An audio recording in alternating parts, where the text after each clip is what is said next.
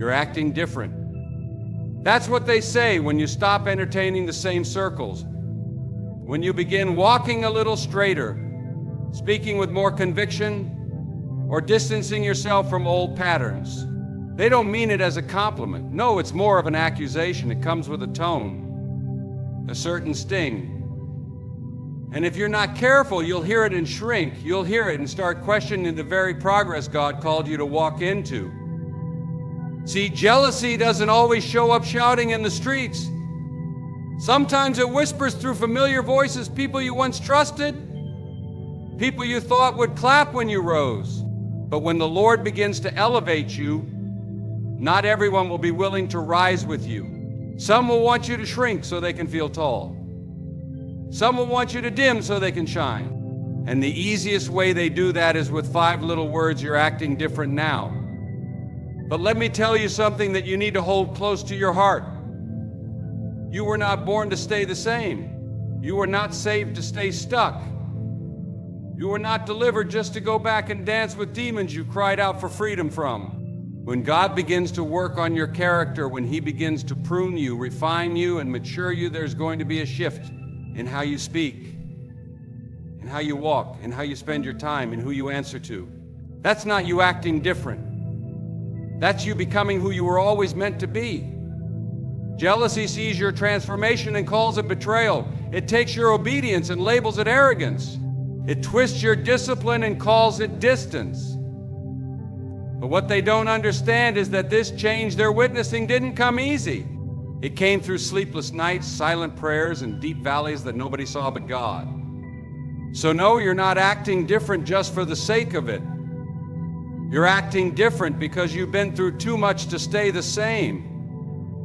Don't apologize for your healing. Don't apologize for guarding your peace. Don't apologize for chasing purpose, because the truth is some people were never uncomfortable with who you really are. They were comfortable with who you used to be. The version of you that tolerated disrespect, the version of you that laughed at pain and called it strength, the version of you that didn't know your worth. That's the version they loved because it didn't challenge them to grow. But now you've found your footing. Now you've stopped explaining your boundaries. Now you pray before you react. Now you pause instead of pleasing. And yes, that looks different. There's a cost to growth, a cost to walking in the calling God has placed on your life.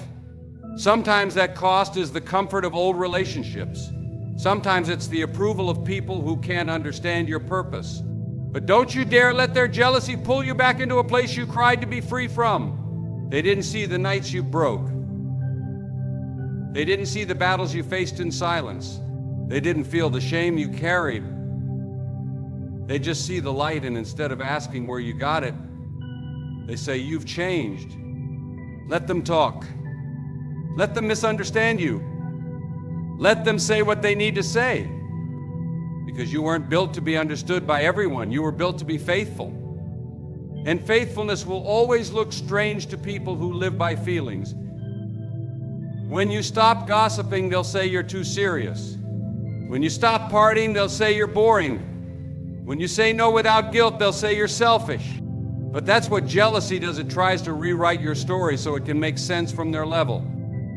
Listen to me, don't shrink for anyone. Not for the friend who thinks you're moving too fast. Not for the family member who says, don't forget where you came from. You remember, but you're not staying there. You honor your past, but you don't owe it your future. And if someone's love for you depends on you staying small, that's not love. That's control. Jealous people don't hate your light. They hate that your light reminds them of the dark corners they're too afraid to confront. So yes, you're acting different.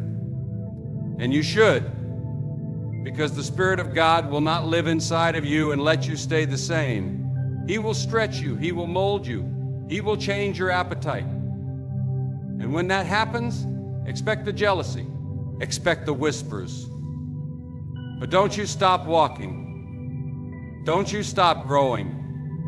Because who you're becoming is worth more than who they want you to be. They'll say you're acting different, but it's not an insult. It's confirmation that God is doing something in you that they cannot explain. Keep walking. You've heard it before, said with a little smirk, a raised brow, maybe even a laugh, but underneath there's something sharp. It's not a compliment. It's a wound dressed up as a joke. A phrase that tries to sound light but carries the weight of hidden bitterness. When someone says, "must be nice," they aren't admiring what you have, they're resenting it. And often they don't even realize they're doing it. Because jealousy doesn't always wear a hateful face. Sometimes it wears a familiar one. Sometimes it comes through people who should be clapping for you, but instead they're critiquing the very thing they secretly wish they had. You see, "must be nice" is what people say when they don't want to admit they had the same opportunities but didn't take the same steps. It's easier to call your success luck than to acknowledge your sacrifice. It's easier to mock your blessing than to confront their own laziness. That phrase is a cover. It protects fragile egos from truth, because truth confronts, truth convicts. And truth says this person worked for what they have. This person prayed, endured, persisted, and kept going long after the others gave up. But jealousy doesn't want truth, it wants comfort. And comfort is easier when we pretend someone just had it easy. But nobody sees the cost behind the crown. Nobody sees the burden behind the breakthrough. They see the house, but not the homelessness. They see the joy, but not the tears. They see the harvest, but not the years of drought. So when they say "must be nice," don't let it touch your spirit. Don't let it make you feel guilty. Don't you shrink, because you know what it cost. You know the nights you stayed up praying. You know the doors that were slammed in your face. You know the battles you fought with no applause, no spotlight, and no help. It's easy to throw shade on someone standing in the sun, but you weren't always in the sun. You had seasons where the clouds were thick and the storm didn't pass, but you kept showing up. You kept trusting God. You kept sowing seeds even when nothing was growing. That's not luck. That's faith in motion. That's obedience under pressure. That's endurance, not entitlement. But jealous people don't want to see that. They want to rewrite your story. They want to take your testimony and strip it of its struggle. And so they say "must be nice" as if the goodness of God in your life is something to scoff at. Let me tell you, people who are content don't talk like that. People who are rooted in their purpose don't feel threatened by yours. That phrase is a signal that their heart is unsettled, that they're watching your life but ignoring their own.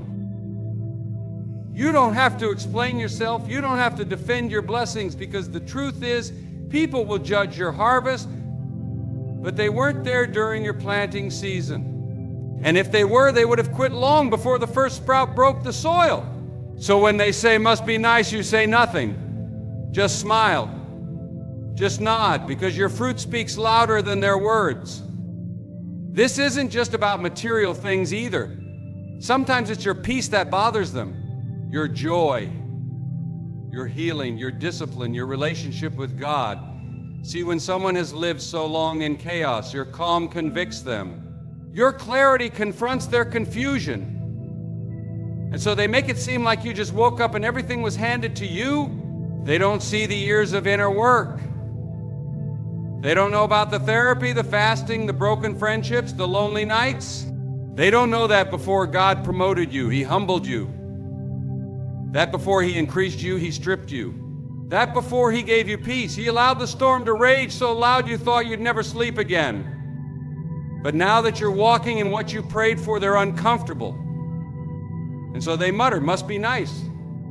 And it is nice. It's nice to walk in peace after years of pain. It's nice to finally breathe without fear. It's nice to see the fruit of your faith. It's nice to wake up with purpose. But that niceness came with a price, and you paid it when no one was watching. So don't let anyone minimize what God has done in your life.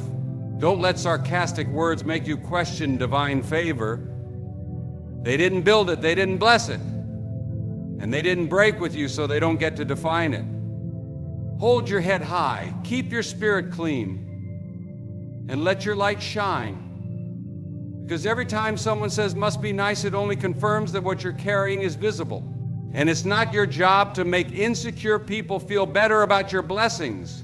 It's your job to stay humble, stay faithful, and keep walking. Because when God brings you through, it is nice. And it's okay to say so.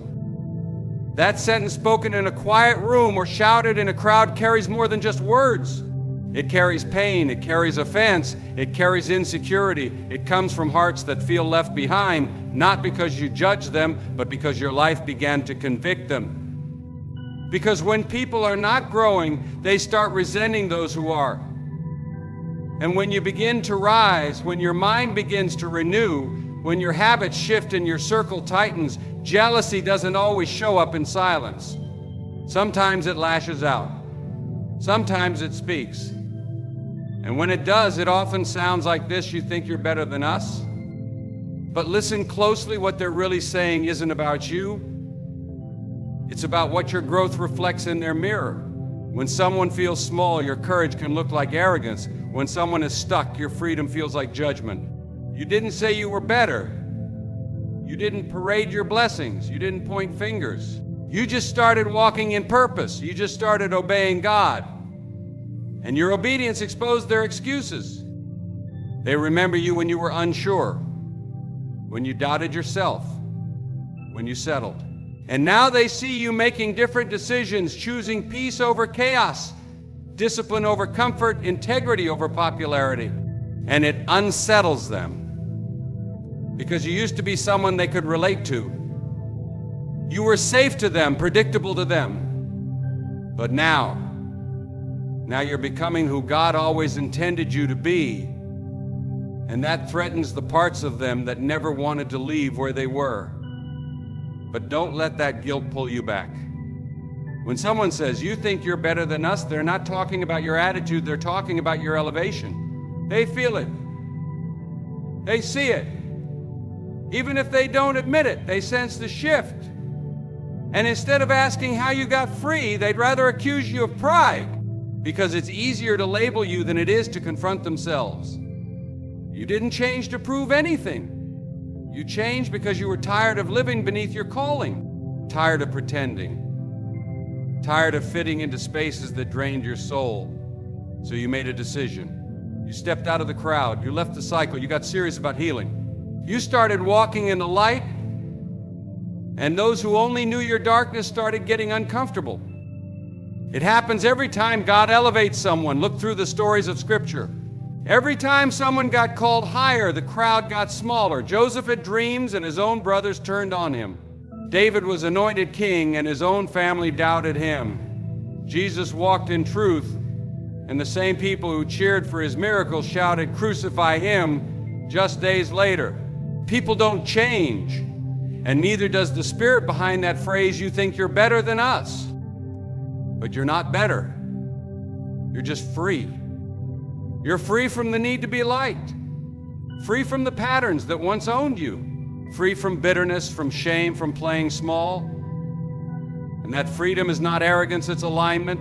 That's what happens when God gets a hold of a life. He transforms it, He renews it. He breaks chains so completely that the people who once held those chains feel powerless and sometimes angry.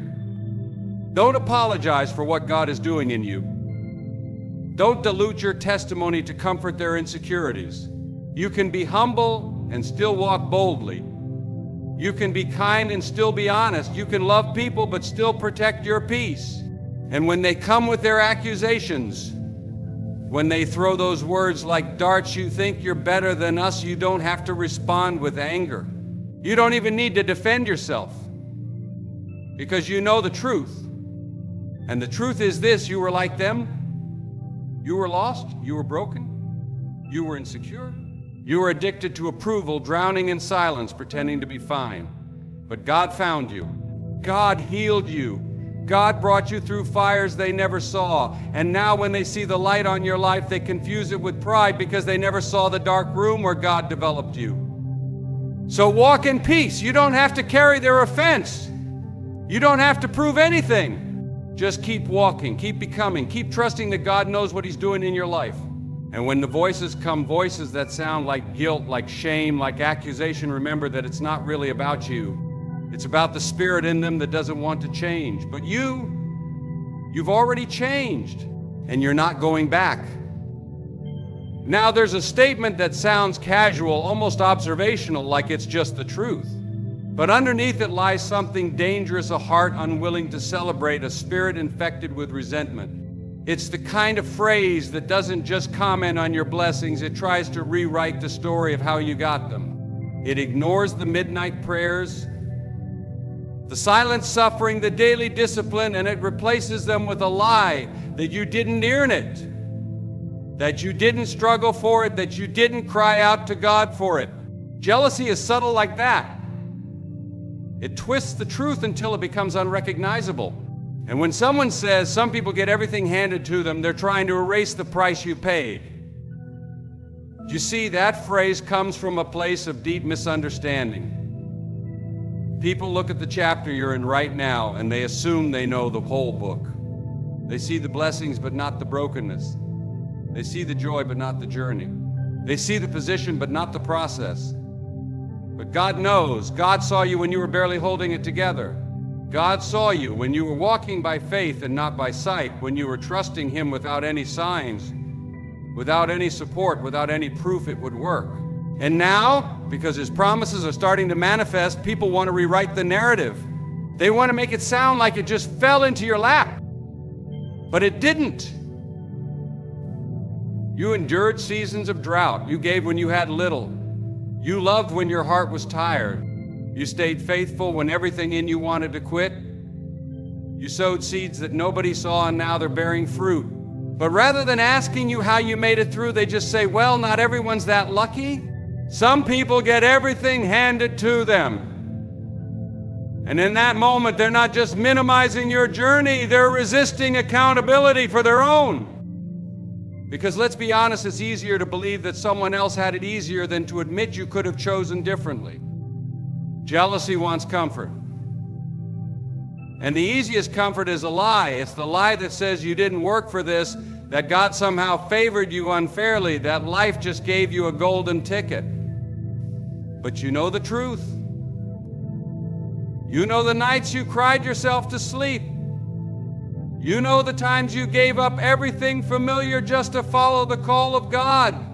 You know what it cost you to heal, to grow, to walk away from what was killing your soul. And you also know none of it was handed to you. It was handed through you, through obedience, through pain, through pressure, through persistence. But not everyone wants to see that.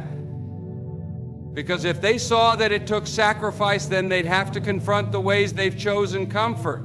If they saw it took faith, they'd have to admit they've been walking in fear. And so instead of asking, what did it cost? They say, it must have been easy. But here's what I want you to remember. Don't let their comments turn into your confusion. Don't you ever start doubting what God did just because someone else can't handle it. Don't you shrink the story to make them feel better about where they are. Your blessing isn't less real just because it makes someone else uncomfortable. You don't have to apologize for favor you didn't fabricate. It was God who did it. And if He did it, then let it stand. If He brought you here, then don't hide the path He took you through. There are people watching your life right now who will never say it, but deep down they know what you carry didn't come cheap. They know you paid a price they weren't willing to pay. They may never say thank you for the example you become. They may never clap. But don't live for their validation. Live for the one who called you out of the dark, who walked with you when no one else did, who handed you strength in the form of struggle and wisdom in the form of waiting. So let them talk. Let them say what they want. Let them say it was handed to you because they didn't see what was handed from you, the tears, the time, the trust, the tenacity. And when they can't explain the fruit, they'll always question the root. But God saw it all. And the favor on your life isn't an accident, it's alignment, it's obedience. It's evidence that when God says He will reward those who diligently seek Him, He means it. So the next time someone looks at you and says, some people get everything handed to them, don't correct them, just smile. Because you know it wasn't handed to you, it was handed to God, and He gave it back in His perfect time. When people can't explain your blessings, they start questioning your character. That's what jealousy does. It doesn't seek truth. It seeks justification. It can't bear to believe that you got where you are with clean hands and a faithful heart. So instead of acknowledging the grace of God on your life, it whispers suspicion. It tries to stain what God has made pure. And the most common way it does that is by spreading doubt. They must be doing something shady. You see, when God begins to elevate you, not everyone will celebrate you. Some will start looking for cracks, not because there are any, but because they can't stand the fact that you stood firm. And if they can't find cracks, they'll create them. They'll accuse what they cannot understand. They'll assume what they cannot prove. They'll spread what they cannot verify. And all of it stems from the same root, envy. Because it's easier to tear someone down than it is to rise up to where they are. But here's the truth: there is nothing shady about walking in obedience. There is nothing suspicious about favor that follows faith. What they don't know is what you sacrifice behind the scenes. What they don't know is how long you worked with no applause. What they don't know is the pain you pressed through while still showing up every day. And because they didn't see the tears, they assume the triumph is fake. But don't let that discourage you. This world is quick to slander what it can't explain. And the enemy would love nothing more than to silence your testimony by drowning it in doubt. But you don't have to defend yourself. Your fruit speaks louder than their accusations. Your consistency is your witness. And your peace, that calm, unwavering peace you carry, is the proof that your foundation is not built on schemes, but on surrender. You didn't take shortcuts. You didn't manipulate. You didn't cheat your way through the wilderness. You trusted God when it didn't make sense. You honored Him when it would have been easier to compromise. And now that He's honoring you, some folks can't handle it. They need your integrity to be fake, because if it's real, then it convicts them. If it's real, then it means they have no excuse. So instead of looking in the mirror, they point the finger. They must be doing something shady to get all that. But let them talk. Let them watch. Because one day they'll see what looked like overnight success was really years of faithfulness stacked in silence. What looked like sudden favor was the slow, steady hand of God shaping every detail. People forget that you reap in public what you sow in private. And when you sow righteousness, you don't need to explain your harvest. The same God who saw your secret obedience will vindicate you openly. He will prepare a table for you in the presence of those who doubted you, not so you can gloat, but so they can witness His glory. And when they see the feast, they'll remember the famine. When they see your strength, they'll remember your struggle. And maybe, just maybe, they'll stop accusing and start seeking the same God who brought you through. But even if they don't, keep walking. Don't get distracted trying to correct every lie. Don't waste your oil trying to convince people who have already made up their minds. Let your life speak. Let your light shine. Let your integrity echo through every accusation. Because in the end, it's not about proving yourself to people, it's about staying faithful to the one who called you. You didn't get here through shadows. You got here through surrender. And surrender always leaves a trail of peace, of purpose, of purity. So if they say it's shady, let them say it. Because when your heart is right and your hands are clean, there is nothing left to fear. God's favor will always look suspicious to those who don't know your story. But that's not your burden to carry. Your job is to walk humbly, love deeply, and obey fully. And when God exalts you, no man's opinion can bring you down. So keep pressing, keep building, keep trusting, and let the fruit do the talking. Because when it's God who opens the door, you don't need to explain how you walk through it. Now there's a phrase soaked in doubt. It might sound casual, just a passing remark, but underneath it's poisoned with envy. It isn't just skepticism, it's a hope that you won't make it. It's not concern, it's quiet celebration at the idea of your downfall. That's what jealousy does. It doesn't want to see your consistency, it wants to see you collapse. It wants you to burn out, give up, fade away, because if you do, then your progress won't make them feel so small anymore. When someone says, let's see how long that lasts, they're not challenging your dream. They're exposing their disbelief, their fear that your perseverance might expose their passivity. But here's the truth. When God starts something in you, He doesn't just start it to tease you, He finishes what He begins. So if someone is sitting on the sidelines, watching your walk, waiting for you to trip, you don't need to respond.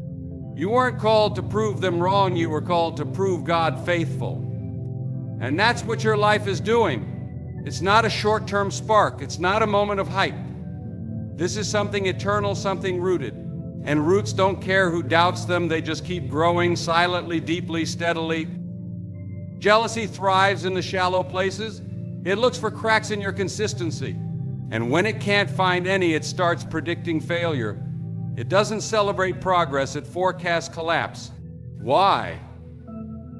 Because someone who is jealous of your journey doesn't want to admit you have what they were too afraid to go after. They don't want to admit that your strength came from struggle, that your stability came from storms, that your peace came through pressure. They just want it all to fall apart so they can sigh in relief and say, I knew it. But they didn't know it. They didn't know the prayers you whispered when no one was listening. They didn't know the nights you stayed up asking God if you could make it another day. They didn't see the tears, the fasting, the letting go, the starting over, the quiet obedience. They didn't see the moments you were tempted to walk away but stayed. So no, they don't know anything. They just assume. But assumptions don't stop anointing, and opinions don't cancel purpose. When someone says, let's see how long that lasts, they forget that it's not you holding your life together, it's God. And God doesn't run out of strength. God doesn't grow tired. He doesn't abandon what He's building. And if He's the one who began the good work in you, He will see it through. So while they're sitting back, waiting for you to quit, we keep walking forward. You keep showing up. You keep praising, even when it's hard. You keep building, even when they doubt. Because every step you take is a testimony not to your power, but to God's presence in your life. The people who wait for your downfall don't realize they're watching a miracle unfold. They thought it was a phase, but it's your calling. They thought it was luck, but it's the Lord. They thought it would fade, but your fire keeps growing. Not because you're perfect, but because you're planted. Not because you have it all together, but because you've learned how to stay connected to the one who does. There will always be those who measure your journey with a stopwatch waiting, timing, checking to see if you'll slow down. But God doesn't work on their timeline. His promises aren't seasonal, they're eternal. And when He places His hand on your life, no clock, no critic, and no comment can take it off. So let them count down, let them whisper. Let them say, let's see how long that lasts. Because they're about to witness something they never expected: endurance, real Holy Spirit-led endurance. That's what the world can't fake. That's what the enemy can't counterfeit. That's what jealousy can't kill. When God breathes on your purpose, it won't fizzle out. It won't expire. It won't collapse under pressure. You might bend, but you won't break. You might stumble, but you won't stay down. Because there's more in you than they can see. There's more in you than even you know. And it's not just emotion, it's conviction. It's not just energy, it's oil. An oil that came from crushing and pressing and waiting. And now that it's flowing, nothing can stop it. So when you hear those words, when they scoff and smirk and say, let's see how long that lasts, don't flinch. Just smile. Because they're not speaking your ending, they're revealing their own insecurity. And while they're waiting for you to fall, you'll be rising higher, not because of pride, but because of promise. Because the same God who started this will sustain it. And when He's your foundation, you don't just last, you overcome.